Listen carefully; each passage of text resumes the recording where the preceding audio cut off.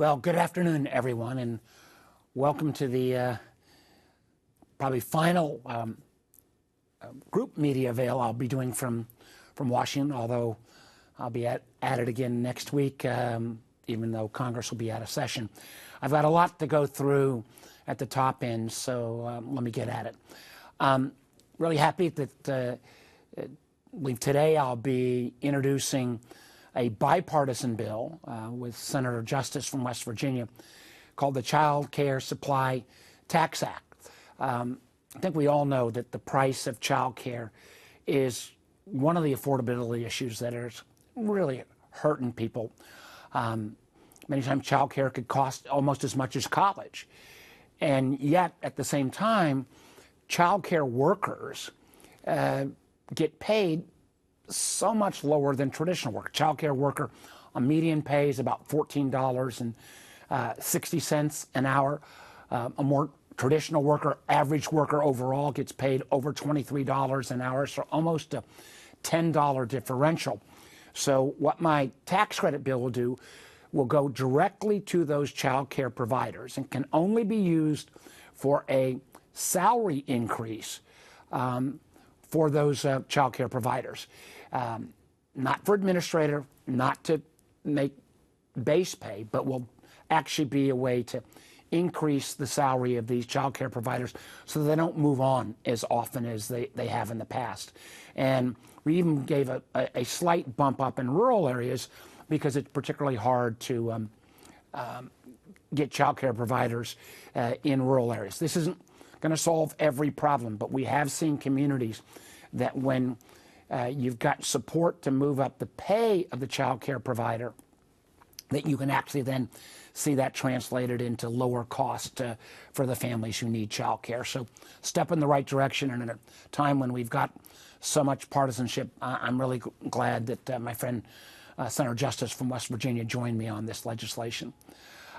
Second is an effort that I've been working on for some time, and particularly appropriate here during the holiday season, and that's surveillance pricing. This is the case where,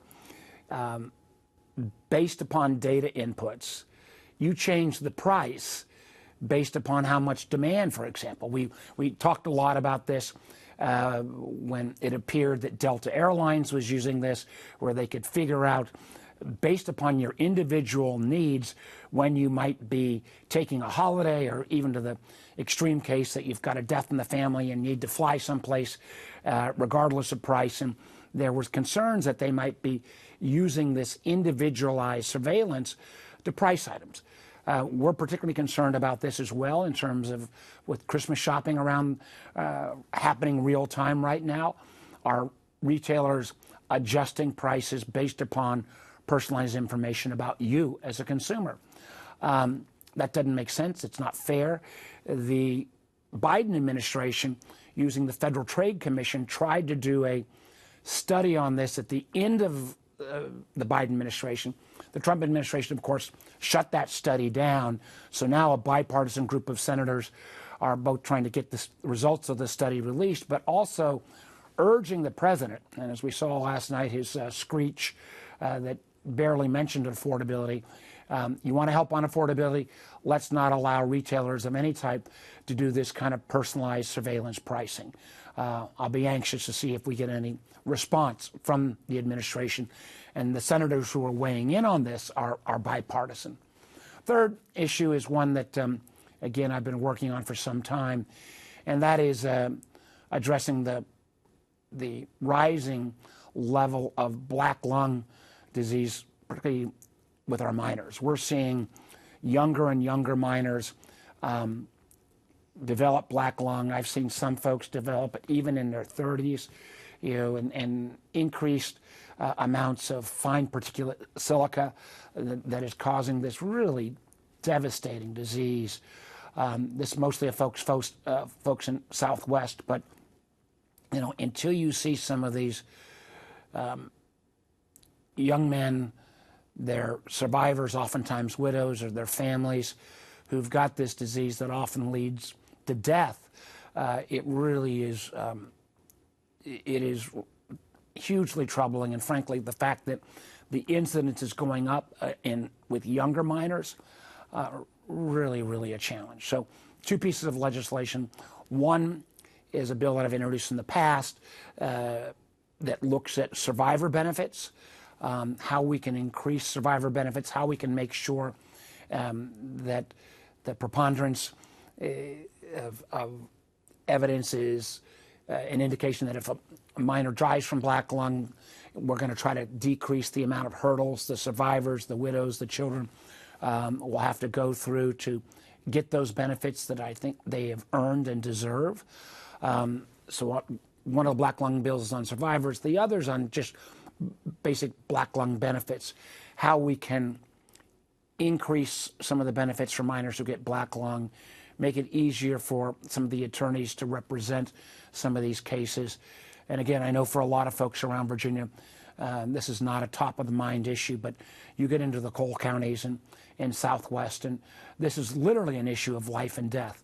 And our miners were the group, particularly through the 20th century, that literally powered America as we became a world power and the dominant world power.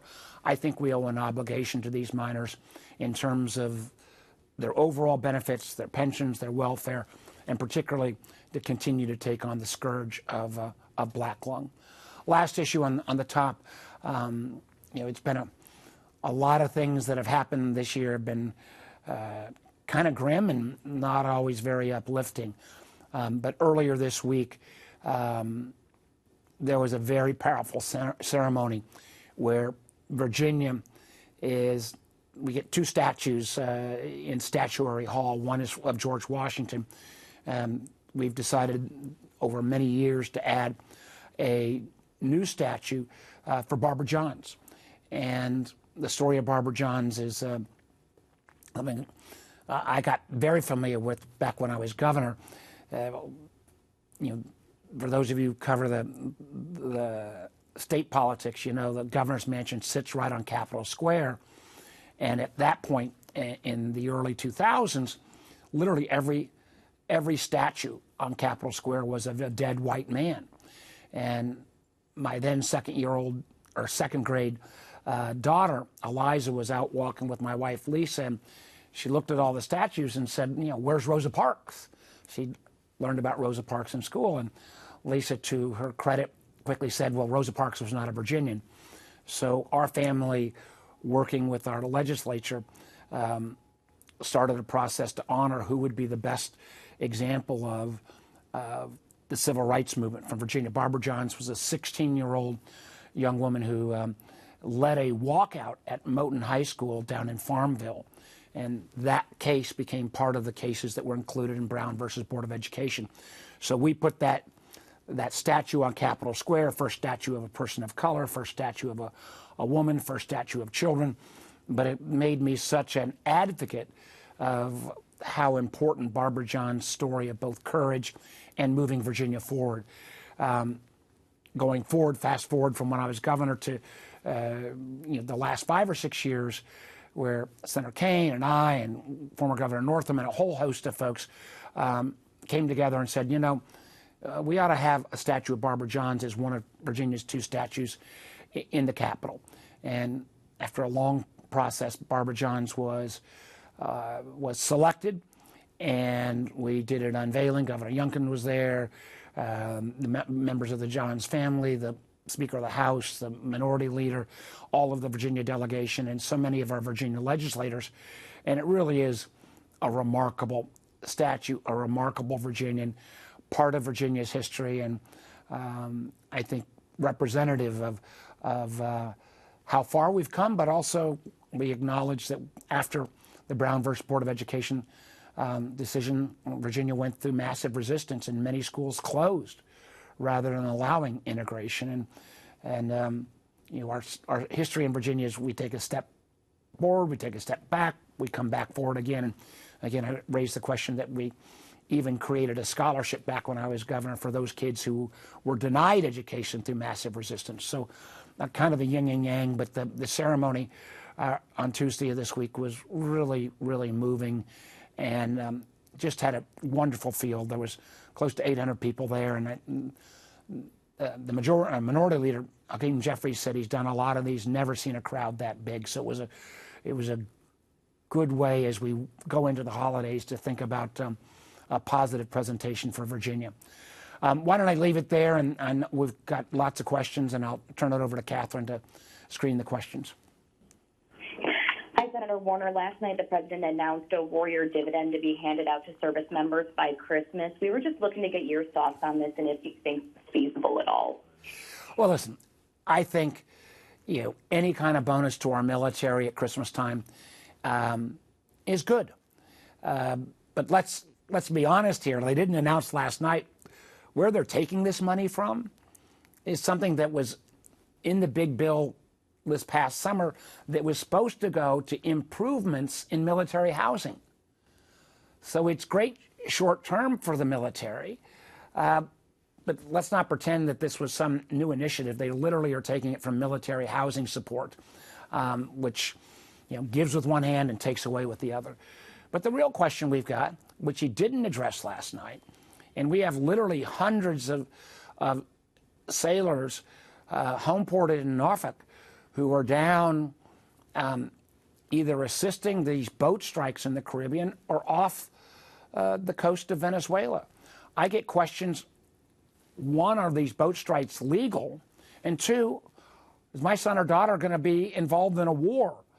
And if the president, who continues to try to tighten the screws on Maduro in Venezuela, why he didn't use a national address to say what his intent is, whether those young Virginians and Americans are going to be put in harm's way on a war that he's not made the case for, that the overwhelming majority of Virginians and Americans, I believe, oppose, it was irresponsible. Instead, we got a political screech from an angry man who's increasingly disconnected from Americans, and the idea that he's trying to sell Americans that their costs have not gone up when they can see it at the grocery store, or they see it with their energy costs, or they see it with their housing or child care costs. It was a pretty stunning missed opportunity, and we still don't know. We still don't know what the president's plans are, and I still can't answer the friends and families of those sailors what this president's intent is as to Venezuela. And that's irresponsible for a commander-in-chief. Our next question is from Mitchell with WTOP. Hi, Senator. As always, thanks for joining us. Thank you. I know you have a strong interest in artificial intelligence, and I'm looking ahead to next year and what Congress is going to be tackling. Can you talk a little bit about why you think the coming year, I know you've mentioned this in the past, will be a really important one for AI in Congress, and perhaps touch on some of the legislation that you've introduced or that you would like to see introduced? Well, thank you, Mitchell. I think most of us in Congress, and I would imagine almost 100% of parents around the country, realize that we screwed up when we didn't put some guardrails on social media. And we have a whole host of mental health issues, particularly amongst young people, because we didn't put any guardrails in place. And only now we're catching up. You've got countries like Australia actually trying to prohibit social media to young people. We've got, I think, appropriate actions in schools trying to limit the use of phones and social media during the school day. Social media is tiny in terms of its potential to disrupt compared to artificial intelligence. We've already seen examples of where young people have committed suicide because they have been almost encouraged by some ChatGPT-like bot that they look to for emotional support, and they're not getting emotional support. And I've heard some of these stories there. It's chilling what these bots are communicating with our young people. We need to put some guardrails there. We've got continued use as we see more, what's called deep fakes, or the ability, do you really want your daughter's face to appear on a nude that was not her body? And that is appearing on AI-driven imagery. So I think we've got to put some basic safety constraints around AI so we don't see what social media created in terms of mental health taken to an exponentially greater level. There's also going to be, and I think AI has got a lot of positive at the end, but there's going to be some rough disruption. I even think AI will create some additional jobs, but there's going to be 5 years, I think, of enormous job disruption. And where this is going to be particularly acute is those folks getting out of college that have those starter jobs at a bank, at a firm, because all the big firms are cutting their first-year hires in half, and they're going to cut them in half again next year. We've got 9% recent college graduate unemployment right now. I think that number could go to 25% within the next 2 to 3 years. If you have 25% of recent college graduates unemployed, that's a huge cohort, but you've also going to have an awful lot of parents that are appropriately pissed off that they've spent hundreds of thousands of dollars financing their kids' education, and there's no job out there. So I am working with the AI community saying, you got to help us fix this. If politicians only fix the solution, you tech guys will say we'll screw it up. So my ask to them is, all right, you help figure out how we better train or equip particularly those folks coming out of college with the skills they need to get AI-enhanced jobs. You design the program, but you also got to help pay for it. There is more wealth concentration in AI than in any industry we've seen. We see that with the billions and literally trillions of dollars worth of deals being made. So this question of job dislocation is going to be something I'm going to focus a lot on next year. And then finally, and we're already seeing this becoming a huge issue in Virginia and around the country, people are pushing back on the AI data centers. And it is just not fair that these AI data centers, and we have more in Virginia than any other state in the country, aren't paying their fair share of their utility needs. Dominion, I think, is working on something that's forward-leaning, where if you add an AI data center, if there's increased cost, those costs can't be passed on to residential or business users. They have to be absorbed by the enormous power needs of these data centers. I think that is going to become not only a state issue, but a national issue. It's one of the reasons why I think we need all kinds of additional power, and I think it's really short-sighted that the Trump administration is trying to cut back on solar or wind. We've got one of the largest wind projects in the whole country going on offshore of Virginia. Battery power. We need all of the above, and part of that's natural gas as well. We need all of the above to meet these needs. I personally believe that means a fresh look at nuclear power as well. Small modular reactors could be the answer for a cluster of data centers where you don't even need to hook into the grid, where these data centers could actually be powered by SMRs. That's green energy. It wouldn't pass on cost to consumers and might be part of the solution. So, Mitchell, I'm looking at AI safety, I'm looking at AI job displacement, and I'm looking at make sure that consumers don't get stuck with the power needs of these data centers that are part of the AI revolution. Do I think the AI revolution at the end of the day will be positive? Yes. But there will be enormous challenges and disruption. And if we don't get it right, I think you could see, populist moves from both ends of the political spectrum against artificial intelligence. And that in the long run isn't the right answer as well, because who wins the AI race could very well dominate the 21st century, and I'd rather that be America than China. Our next question is from Nicholas, Falls Church News Press. Nicholas, are you there? Okay, our next question is from Prim with CBS 19. Hi, Senator. Thank you so much for doing this. My question is how can you and your colleagues justify adjourning / going on holiday knowing that there's still unfinished work to be done with health premiums?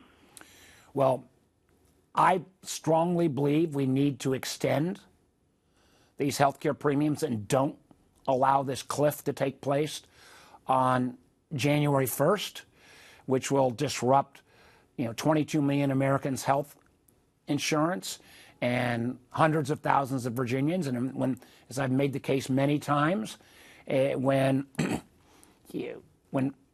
folks lose their health insurance, they show up at the emergency room, and that drives up everybody's costs because that falls into the uncompensated care.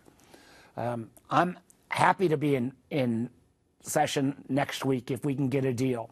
But I don't set the schedule.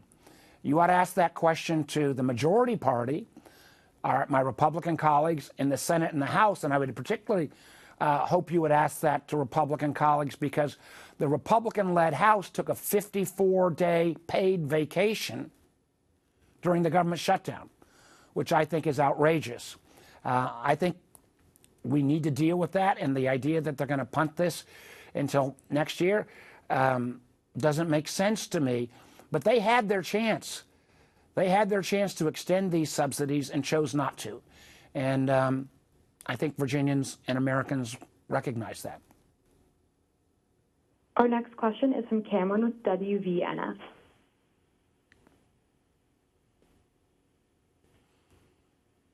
Cameron, are you there? Our next question is from Gabrielle with Nexstar. Hi, Senator. I wanted to ask about the DCA plane crash. I know that some new aviation safety legislation passed the Senate yesterday. The government is now also admitting to some failures when it comes to that collision. What's your reaction to that admission of fault? Well, I hope you followed this issue. Tim Kaine and I have for years said that you keep jamming more and more flights into DCA, you're going to have problems. Now, while there was not a direct correlation between the increased flights and this crash, the system is overloaded. And we've been saying that for years, and yet Congress still tries to jam more flights in to meet the personal needs of senators and representatives. It's not fair or right to play with public safety that way. And I'm not surprised that there was a admission. Let's again acknowledge we're about 3,000 air traffic controllers short for our whole system. And yet the Trump administration, through DOGE efforts and threatening federal employees, has driven down the number of air traffic controllers and FAA safety officials. That is, again, the height of irresponsibility. So I am glad that we passed unanimously in the Senate this safety improvement bill, because we did get the military, particularly in terms of helicopter traffic, to increase their safety standards. And somehow someone snuck into the defense bill an ability to have the military roll back that increased safety. I think it was smart that the Senate said no. Military, you got those helicopters. We've got to have that safety pinging going on. And it's incumbent upon the House to take this up as soon as they get back. But let's remember, you can't overcrowd DCA more, and you can't cut back on air traffic controllers and FAA safety officials and not expect, bad things to happen. Our next question is from Noah with WTKR. Noah, are you there? Our next question is from Jada with ABC 13. Hi, Senator. Thank you for your time. The president framed his address around optimism and a coming economic boom. How do you react to that characterization, and how do you believe it reflects the reality facing working families right now? I think this president is categorically out of touch with working Americans. This is a president would rather spend more time talking about tearing down the East Wing and his gold-studded ballroom or giving parties at Mar-a-Lago and trying to go out and deny what Americans are seeing, that healthcare costs are going up, and he said virtually nothing about that last night, that child care costs are going up, and unlike where I've got a bill to try to address part of that, he said didn't address it. Grocery prices are going up, energy prices are going up, and he's got one line of excuse. I'm going to blame it on the last guy. I think Americans are tired of that kind of BS. I think they realize this is the Trump economy, and people hired this president. He said he was going to bring prices down. He has failed miserably, and his approval numbers in every election over the last couple of months has reinforced this. The Americans are not buying Donald Trump show version 2, and we are back now to the part where people are suddenly back to where they were at the end of the first Trump administration, realizing this guy talks a good game, but doesn't produce. And I think we're starting to see some Republicans say, well, maybe Trump isn't the solution to every problem, and maybe they ought to grow a backbone. But I think the American people are going to vote overwhelmingly on Trump's approach. And then let's also take into the consideration, we're, a week away from Christmas. And there was nothing from Donald Trump last night that showed any level of empathy, any level of sympathy for folks who are struggling, and no call at all to say, hey, we're all Americans. We're going to figure this out together. We're going to get through these holidays. Instead, you saw an angry old man giving a partisan screech that doesn't solve anything. I can't think of and don't take my words, take some of the Republican pundits who said it was the least effective presidential speech ever given. Our next question is from Mason with WHSV3. Yes, hello, Senator. Going back to your point on surveillance pricing, what common ground have you found across the parties, and why do you think the issue resonates with both consumer advocates and free market conservatives? Well, we've got a number of Republican senators and Democratic senators trying to raise this issue. I think this a little bit ties back into Mitchell's question about AI.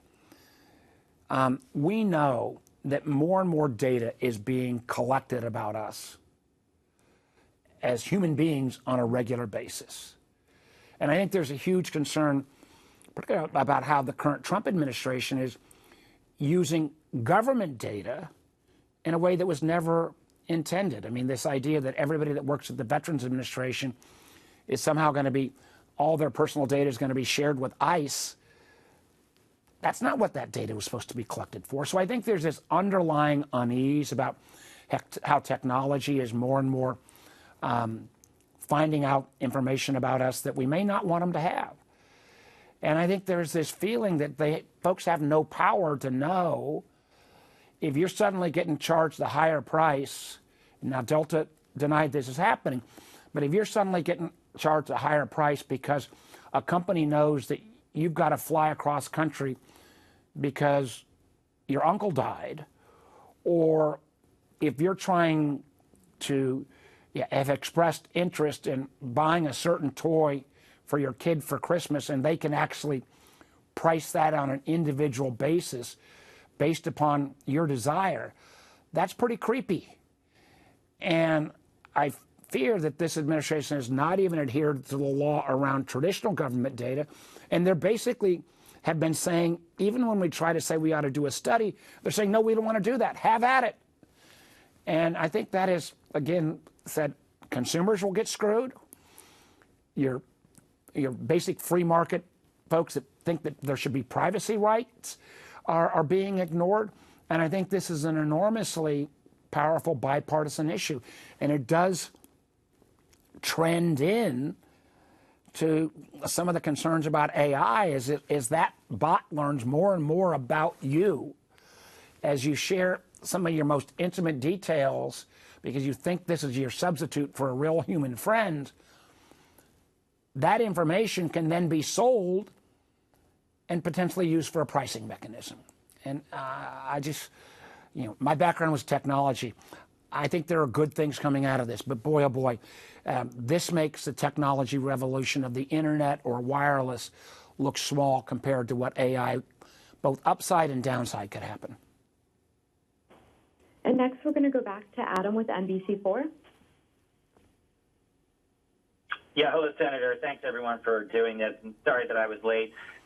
Senator, obviously, you mentioned that it's been a tough year for a number of reasons. I've been covering the Reagan National plane crash since the night it happened, and last night we got some kind of stunning information that the government is now accepting some fault in all of this. Just wondering if you could give us your thoughts on that. Well, Adam, and what you think it means as far as.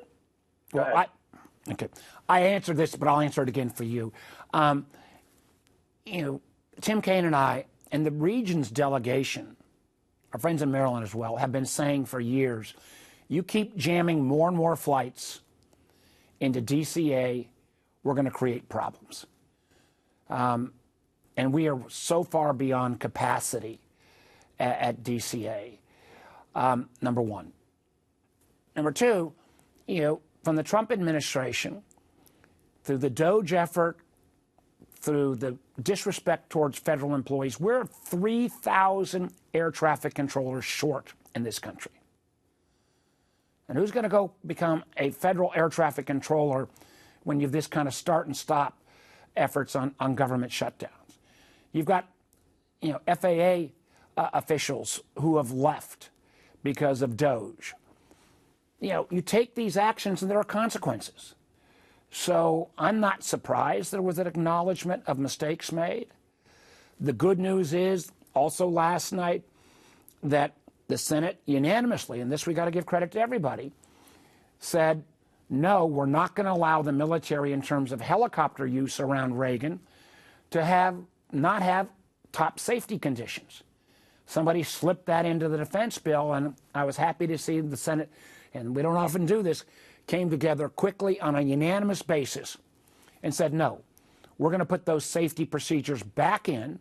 We're going to try to boost some of the levels of FAA officials and air traffic controllers, and it's going to be incumbent upon the House to take it up when they come back. But whether it's safety issues at Reagan, whether it's safety issues around food safety, whether it is clean air and clean water, when you have a war on federal workers the way this administration has, when you disrespect them, when you try to cut them without any reason, that has a long-term ramification. What parent is going to say to their kid coming out of college, hey, go work for the federal government, go work at the FAA, or go be an air traffic controller when you're under this much stress and this much attack? And what happens when we have that kind of full-on assault against federal workers, America becomes less safe. And that's just a plain fact that I still don't think this Trump administration acknowledges. And you don't have to go much past Russ Vought, who was kind of the Darth Vader of the Trump administration, who made it clear that he wanted to terrorize and traumatize the federal workforce, which he's unfortunately done a pretty damn good job of this year. Senator, if I may really quickly. Noah or Cameron one more chance to ask a question. Yeah. And somebody is watching the vote, because I... Okay. All right, folks, that concludes all the time that we have today. Thank you for joining today's call. All right, everybody, thank you so much. Have a safe holiday. Obviously, I'll be working next week if you've got questions for me, and we can go from there. Thanks.